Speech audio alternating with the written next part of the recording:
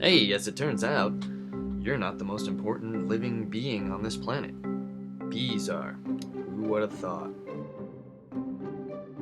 As you can see, it can be extremely difficult to catch a bee on footage, even in the middle of the day. And it's a species that I know for sure exists. In this documentary, I set out into the woods of northeastern Pennsylvania in the hopes of finding conclusive proof of the creature known as the Sasquatch. I believe that this creature is more than just a myth or a legend, that it is in fact a living and breathing flesh and blood creature that roams the wilds of America.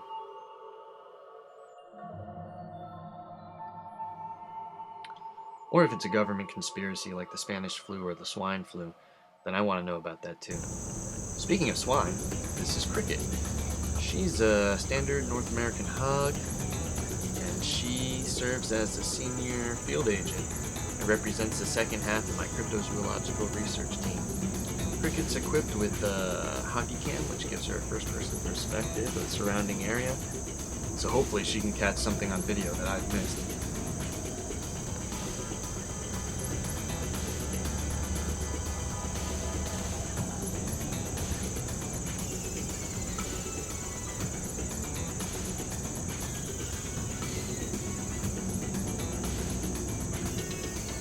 Secondly, and almost most importantly, Cricket serves a vital function as simply the bait.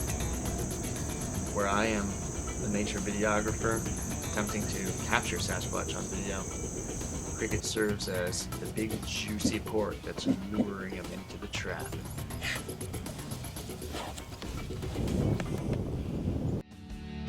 My investigation takes me across state lines to upstate New York, along a scenic route that takes me on a nice scenic tour through the countryside, which consists, as you can see, of mostly rolling hills and valleys in between. The surrounding area is actually pretty lush and teeming with life. There's marshlands, there's fields, mostly farmland, occupied by livestock with very small amount of human population. This region makes for a great habitat for Sasquatch and is going to serve as a good location for me to do my investigation.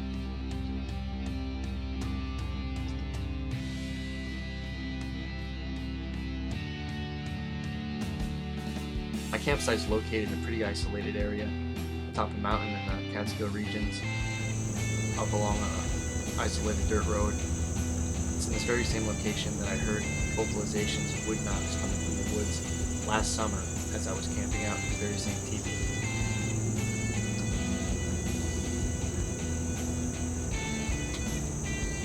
The campsite's in a remote area, private property. I'll be staying in a teepee that I built with my bare hands. It's going to provide me with a good base camp for the next several days.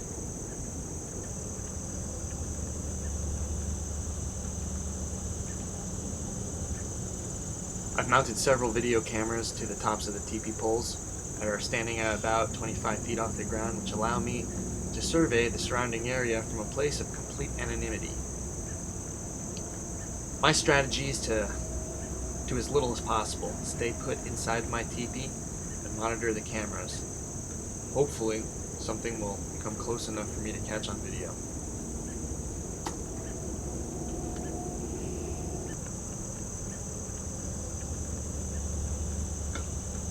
clear to me immediately that the surrounding forest is inhabited by many species of animals. As you can see just from watching the video, it's really easy for an animal in broad daylight to just simply step into the shadows and disappear.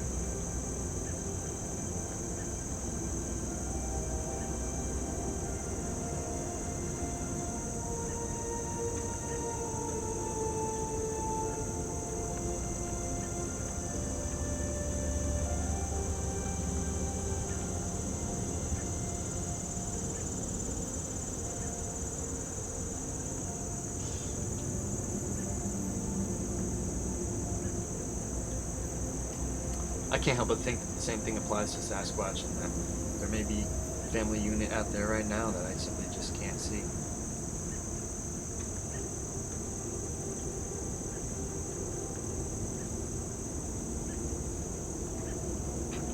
As nightfall approaches, I make sure I got all my video gear ready to go. The cameras are all set. The microphones are set. All I have to do now is wait for Sasquatch to come on in and take the bait.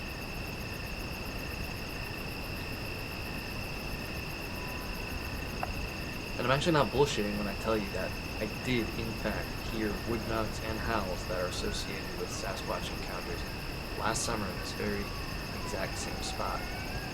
I didn't have any recording gear with me then, but I do now, which is why I'm here this summer, in hopes of recording those very same sounds. I didn't hear anything this particular night. It was actually very quiet.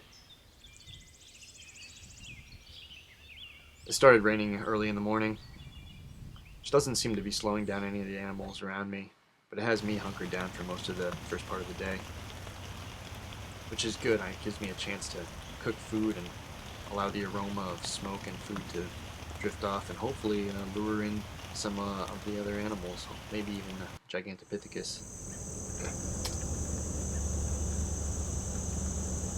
I'm giving the pig a chance to stretch her legs now, have a little freedom, because come nightfall, whether she realizes it or not, she's going to be used as prime Bigfoot bait in hopes of catching one on video.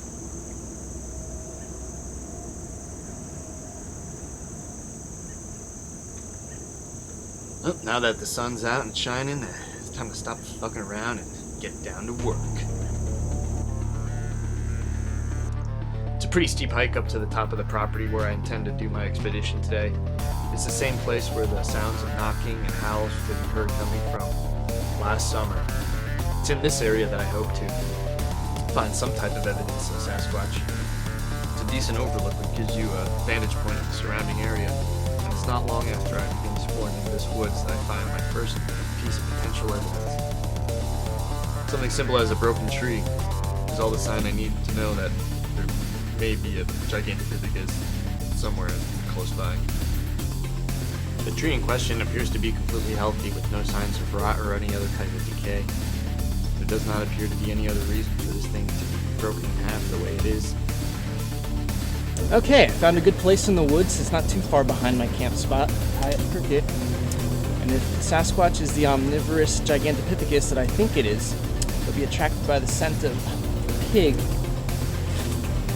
And hopefully get close enough for me to get some footage.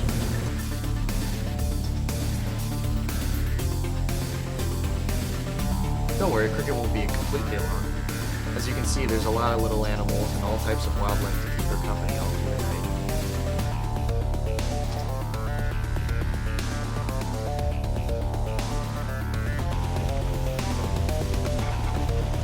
As I listen to the sound of Cricket's distant oinks fading farther and farther into the distance, I can't help but think to myself I'm making a terrible mistake by leaving her out there overnight as bait. No, it's all in the name of science. Yes, science and discovery.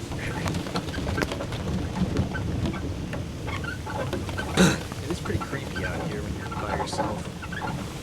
A lot of empty space, a lot of woods, a lot of places that a Gigantopithecus could be hiding.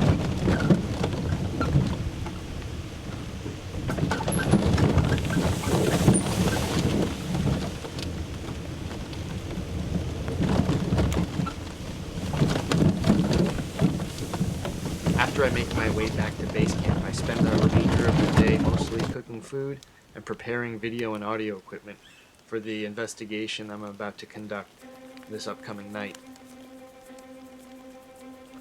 I'll use a shotgun or a boom microphone to record audio from as far away as I possibly can from inside my teepee, and hopefully catch some signs of life occurring in the forest nearby.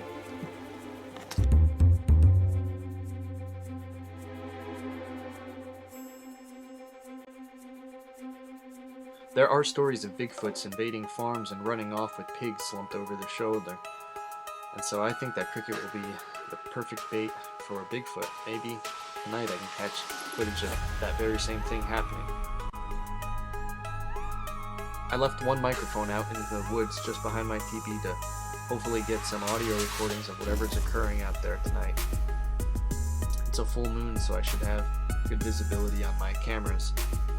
I start a fire, eat some food, get comfortable, and prepare for the night that's ahead of me.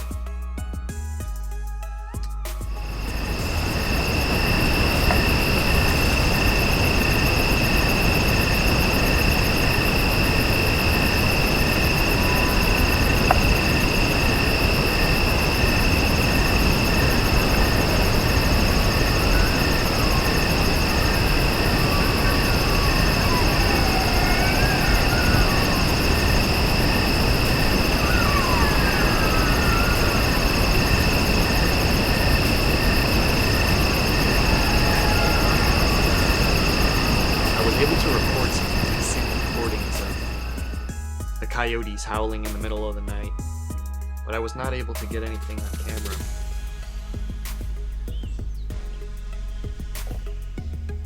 My patience seemed to have paid off, though. It was an early morning. I was finally able to get a glimpse of something. It wasn't a Sasquatch. It was something that's considered almost as rare. I've never seen a bald eagle in its natural habitat.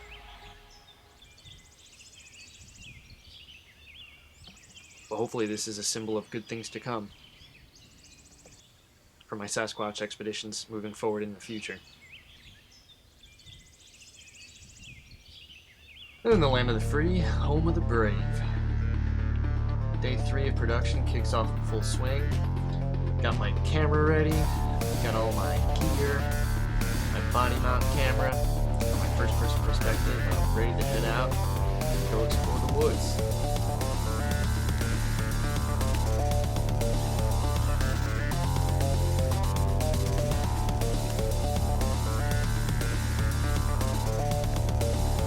I'll tell you right now, Sasquatching is a lot of the same thing over and over again. You explore the same areas, you explore same types of terrain, and oftentimes you don't find any type of evidence at all. The only evidence I found during this expedition was this broken tree.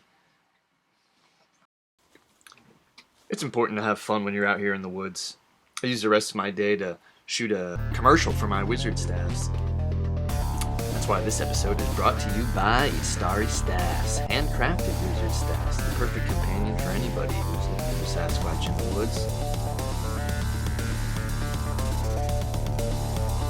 And an ally in the darkness.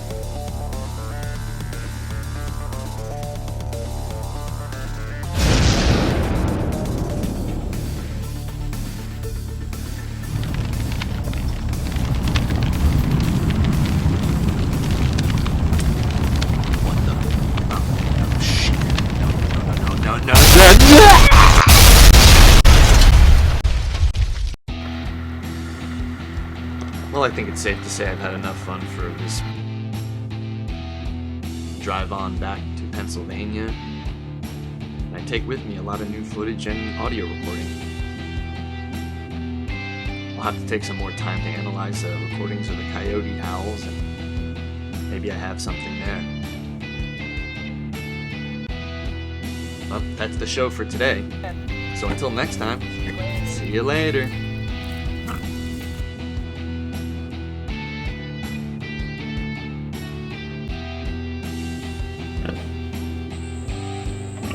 Or maybe I already did find Bigfoot, after all. If if I did, do you really think I'd tell you?